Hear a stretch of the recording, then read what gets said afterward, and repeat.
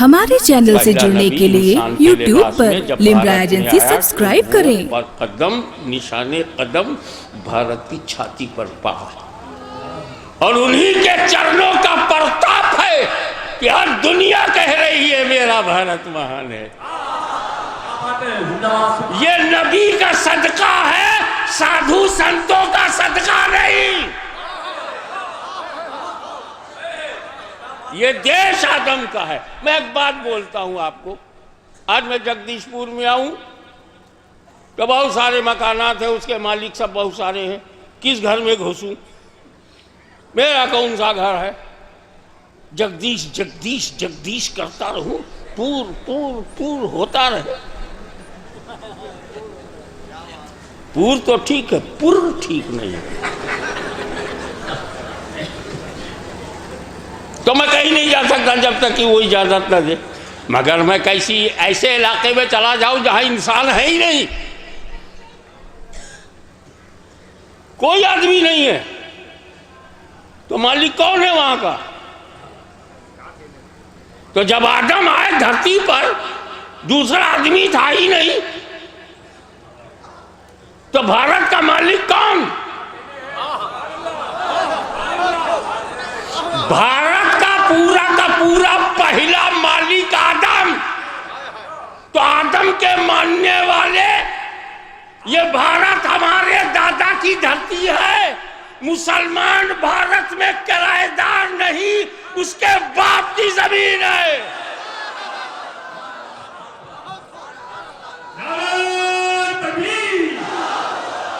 ایک بار اپنی آواز کو ایک بار بند کر دو جتنا اللہ نے آپ کو دیا ہے.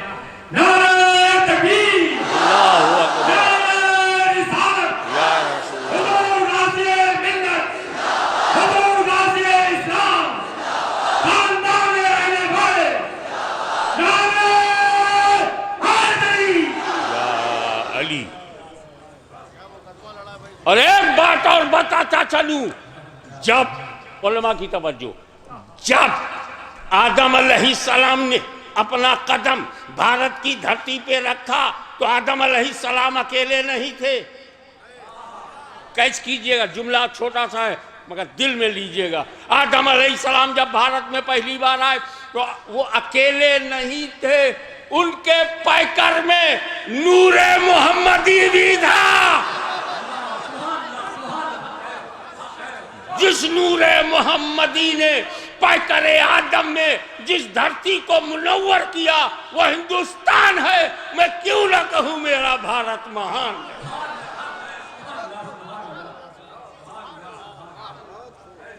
یہ ہمارے نبی کا صدقہ ہے. اب آئیے، آدم علیہ السلام کو ہندوستان میں اتارا گیا، دادا حضور کو اور دادی کو جدہ میں. وہاں بھی زمین چن کے دیا حجاز میں. نجد پسند نہیں کیا. اہل علم کی توجہ چاہوں گا. نجد میں نہیں بھیجا دادی کو، اور اس کو جدہ کہتے ہیں نا، کیونکہ عربی میں جد کہتے ہیں دادا کو اور جدہ کہتے ہیں دادی کو. آج بھی کہا جاتا ہے کہ حضرت آدم کے بیٹے جو ہیں ایودھیا میں ہیں، کہا جاتا ہے، مجھے تحقیق نہیں، واللہ اعلم بالصواب. لیکن کوئی تعجب کی بات نہیں، جب آدم تو بھارت میں تو بیٹا ایودھیا میں تو آئے گا ہی. تو ایودھیا تیری وجہ سے نہیں، آدم کے بیٹے کی وجہ سے عظمت آئی. کہو گے تو سناؤں گا، ایسا نہیں ہے کہ سادھو بول سکتا ہے اور صوفی نہیں بول سکتا.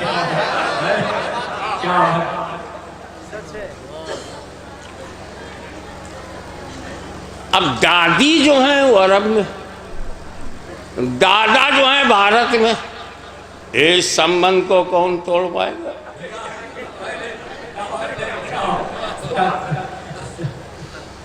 یعنی مسلمانوں تم بڑے خوش نصیب ہو. دادی بھی ہاتھ میں، دادا بھی ہاتھ میں. وہ کتنے بد نصیب ہیں، نہ دادا ہاتھ میں ہے نہ دادی ہاتھ میں ہے.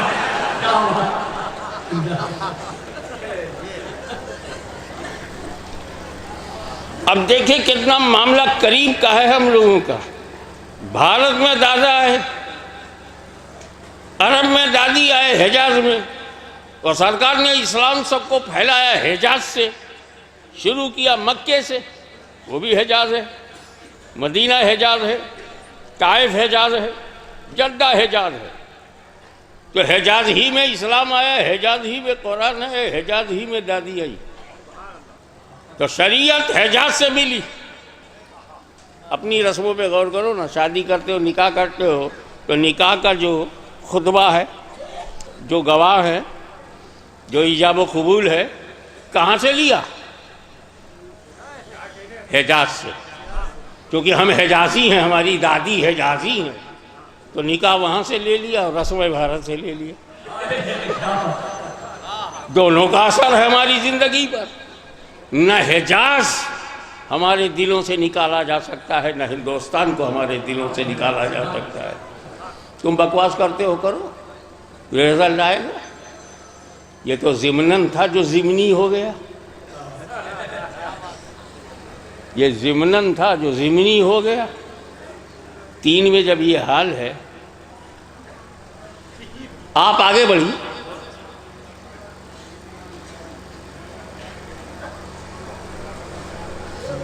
جو یہ کہے یہ ہمارا مہاپروش ہے اور اس کو بھگوان کا درجہ دیتا ہوں. اچھا، آدم کی اولاد ہے کہ نہیں؟ کہ نہیں، آدم کی اولاد نہیں ہے. کھیل ختم. جب آدم کی اولاد نہیں تو آدمی بھی نہیں. کھیل ختم.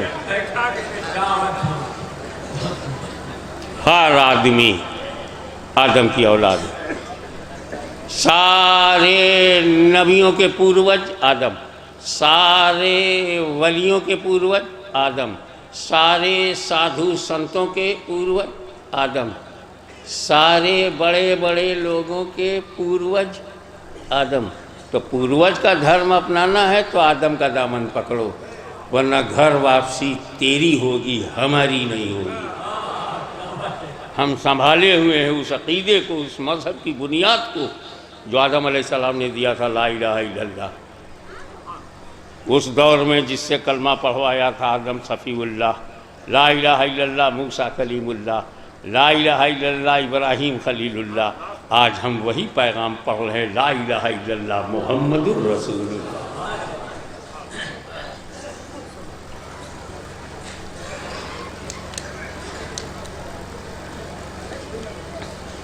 ایک بات اور بتاتا چلوں. آدم علیہ السلام آپ تشریف کہاں سے لائے؟ جنت سے. اترے کہاں؟ بھارت میں. کہاں جنت سے نکلے تو بھارت میں آئے. اپنی قسمت دیکھ، پیچھے پیچھے جنت ہے یا آگے آگے جنت ہے؟ اپنی قسمت دیکھ.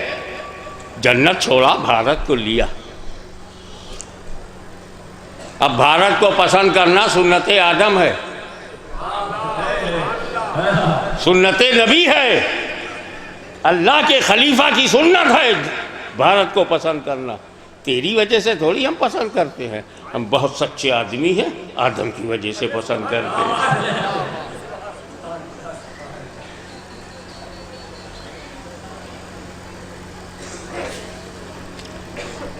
اور پھر یہ آدم و حوا جہاں ملے، میاں بیوی جہاں ملے، برسوں بعد ملے میدان عرفات میں. میدان عرفات میں ملے. لیکن جب تک نہیں ملے تھے، آدم پہلے پہنچ گئے تھے عرفات میں، انتظار کر رہے تھے. آدم علیہ السلام نے اپنی اولادوں کو نصیحت دے دیا، اللہ سے مایوس نہ ہوا کر، انتظار کر لیا کر. کائے کو مایوس ہو جاتا ہے؟ لا تقنطوا من رحمت اللہ. Don't be hopeless. Maintain your patience and wait and watch. حضرت آدم علیہ السلام بیٹھے ہوئے تھے، وہ جگہ کافی اونچائی پہ ہے اور آدمی چل سکتا ہے آسانی سے، پلر بھی بنا دیا ہے۔ نہ جانے کہاں سے ایک ہرن آیا اور آدم علیہ السلام کا دیدار کرنے کی نیت سے، کیونکہ جانور بدعقیدہ نہیں ہوتے،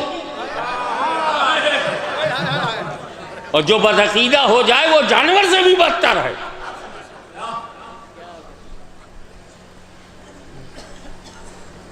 دیدار کے لیے آیا، درشن کے لیے آیا، اس کی یہ ادا آدم علیہ السلام کو پسند آئی اور اس کی پیٹھ پر محبت سے ہاتھ پھیرا۔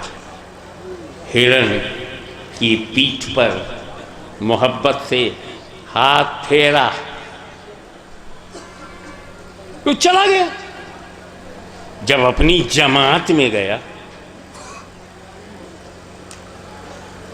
تو جماعت والوں نے پوچھا یہ خوشبو کہاں سے ملی؟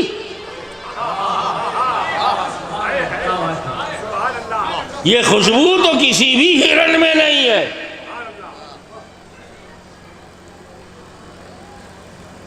اس نے بتا دیا اللہ کا ایک محبوب بندہ جلوہ گر ہے، میں اس کے درشن کے لیے گیا، انہوں نے ہاتھ پھیرا، میری قسمت بدل گئی۔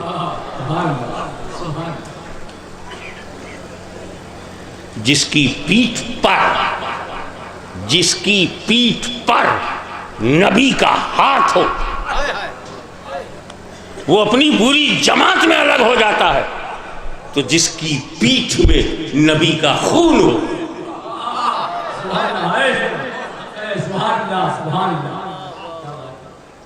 اب سارے جماعت والوں نے پوچھا وہ ہرن کی جو جماعت تھی، یہ خوشبو تیرے کو ملی کا، یہ سگندھ، یہ کستوری کی مہک کہاں ملی؟ وہ بول دیا ایمانداری سے، کیونکہ جانور جھوٹ نہیں بولتے، جو جھوٹ بولتے ہیں ان سے بیٹر جانور، ان سے بہتر ہیں، جانور جھوٹ نہیں بولتا اور تم جھوٹ بولتے ہو، یعنی تمہارا اسٹیٹس اتنا گر گیا ہے کہ گائے بیل بھینس سے بھی نیچے چلے گئے۔ گائے جھوٹ نہیں بولتی، پجاری کیوں بولتا ہے؟ تو جانور جھوٹ نہیں بولتے، تم کیوں بولتے ہو؟ اس نے بتا دیا کہ میں گیا تھا ایک نورانی صورت و سیرت والا، اس نے ہاتھ پھیر دیا، پوری جماعت آئی، ہماری بھی پیٹھ پہ ہاتھ پھیر دیجئے۔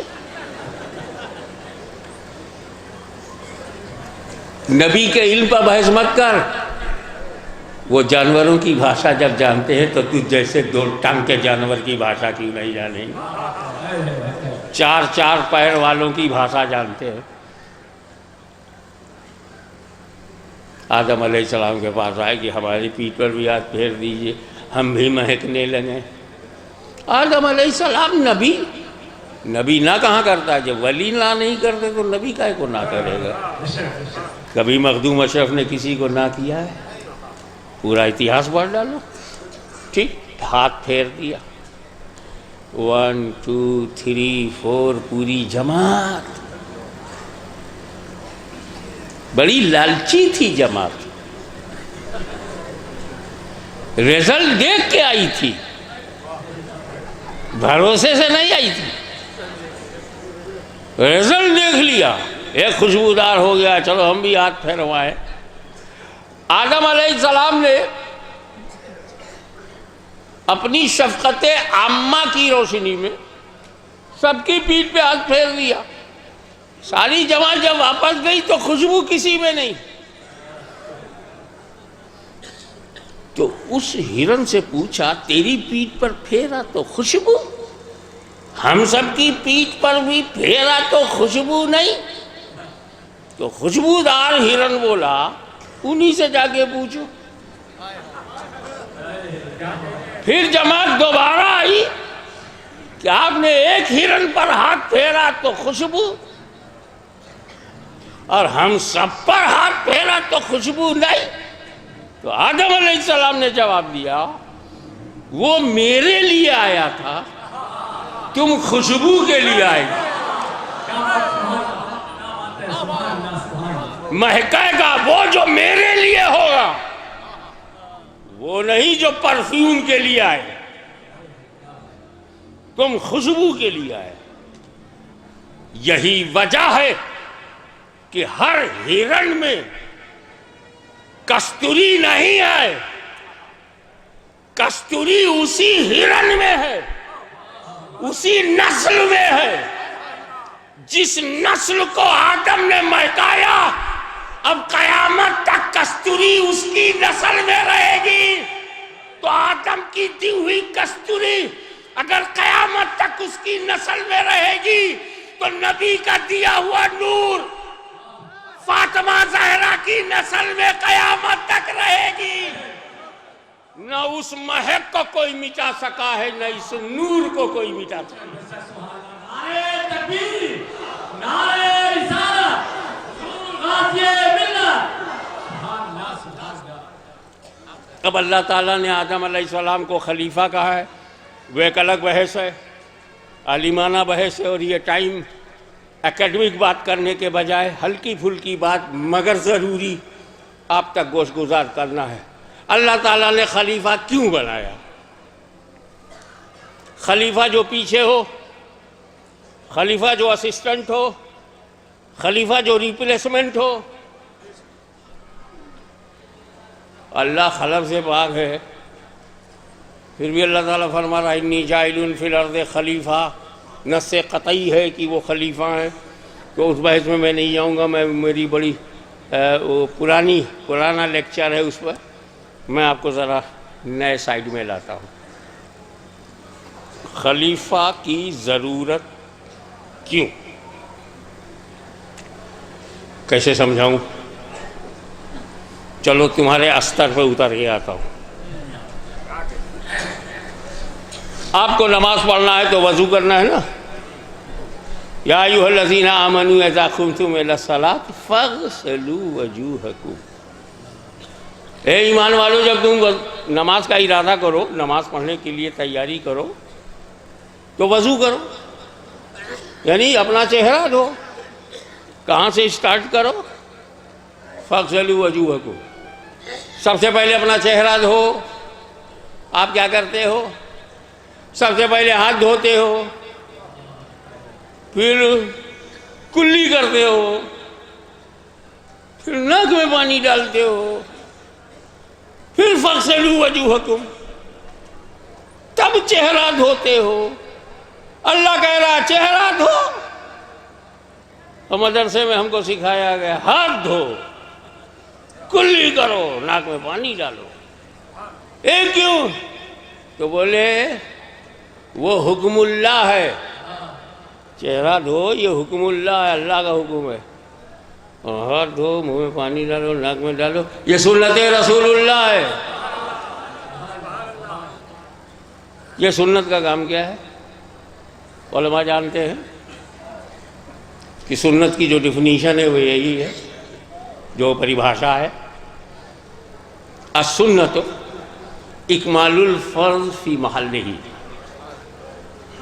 سنت وہ ہے جو فرض کو کمال، پرفیکشن، اکمالت پیدا کر دے، مکمل کرے، وہ سنت ہے۔ اب فرض تو ہے پہلے چہرہ دھونا، لیکن کس پانی سے؟ یہ قرآن نے نہیں بتایا۔ کس پانی سے؟ پانی کیسا ہو؟ یا ایھا الذین آمنوا اذا قمتم الی الصلاۃ فاغسلوا وجوہکم، چہرہ دھو، کون پانی سے؟ تو میرے نبی نے آگے بڑھ کے کہا ہاتھ میں لے کے دیکھ رنگ کیسا ہے، منہ میں ڈال کے دیکھ لے کہ اس کا ذائقہ کیسا ہے، اور ناک میں ڈال کے دیکھ لے کہ مہک کیسی ہے۔ اگر ہاتھ میں لینے میں بدرنگ ہے پھینک، منہ میں رکھنے سے بد ذائقہ ہے تو پھینک، بدبودار ہے تو بھاگ۔ اب ہاتھ میں ہم نے لیا رنگ اچھا ہے، منہ میں لیا ذائقہ بڑھیا ہے، ناک میں ڈالا مہک ٹھیک ہے، فغسلوا وجوہکم، اس صاف ستھرے پانی سے چہرہ دھو۔ اب جنہاں سنت نہ ہو، ڈائریکٹ پانی ملے منہ پہ مارے تو اللہ جانے بد ذائقہ سے مارا، بدبودار سے مارا یا بد رنگ سے۔ اب جس کو بد پسند ہو وہ بدبودار میں جائے، بد پسند ہو تو بد رنگ میں جائے، بد پسند ہو تو بدبودار میں جائے۔ تو یہ وضو ہے۔ کہاں کون چیز سے کریں گے؟ پانی سے کریں گے۔ صاحب اگر پانی نہ ملے تب تو قرآن نے کہا گھبراؤ مت، تیمم کر لو وضو کی جگہ۔ ہاں وضو نہ ملے تو تیمم، جو نہ ملے اس کا ایک خلیفہ ہے، تو تیمم وضو کا خلیفہ ہے، وضو کا اسسٹنٹ ہے، وضو کی جگہ ریپلیسمنٹ ہے، وضو ہی کی طرح ہے۔ کیا مطلب وضو کی طرح ہے؟ ہمیں وضو کر کے جو کام تم کرتے تھے تیمم کر کے وہ سارا کام کر سکتے ہو۔ پانی نہ ملے تب، پانی تک نہ پہنچ پاؤ تب، پانی تک کانٹیکٹ نہ ہو تب۔ پانی نہیں ہے تو دنیا میں دو ہی چیز تو رب نے بنایا تاکہ نماز قضا نہ ہو۔ 3 حصہ پانی ہے، 1 حصہ مٹی ہے۔ پانی کے قریب رہو تو وضو کرو، دور ہو جاؤ تو تیمم کرو، نماز نہ چھوٹے۔ پہاڑ میں ہو تیمم کر لو، گنگا کی کشتی میں بیٹھے ہو، گنگا میں جا رہے ہو، وضو کر لو۔ یہ سب تمہارے لیے ہیں، تم ان کے لیے نہیں ہو۔ کمال ہے یار، جو ہمارے لیے اسی میں ہم مرے جا رہے ہیں۔ آگے بڑھو۔ وضو اصل ہے، تیمم اس کا خلیفہ ہے۔ اگر تم اصل تک نہ جا سکو تو اس کے خلیفہ سے کانٹیکٹ رکھو۔ پانی نہ ملے تو تیمم کر لو۔ وضو کر کے تم قرآن چھو سکتے تھے، تیمم کر کے بھی چھو سکتے ہو۔ وضو کر کے تم نماز پڑھتے تھے، تیمم کر کے نماز پڑھ سکتے ہو۔ وضو کر کے کعبہ میں جاتے تھے، تیمم کر کے بھی جا سکتے ہو۔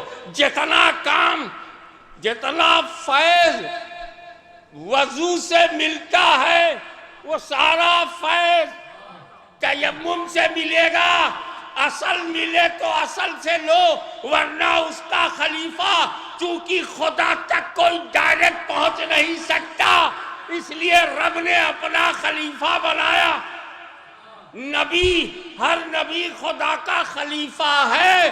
اگر اصل تک نہیں جا سکتے تو نبی کا دامن پکڑو، آدم کا دامن ہو یا ابراہیم کا دامن ہو یا عیسیٰ کا دامن ہو یا مصطفیٰ کا دامن ہو، ہر نبی اللہ کا خلیفہ ہے۔ اور نبی تک نہ پہنچ سکو تو ہر ولی نبی کا خلیفہ ہے۔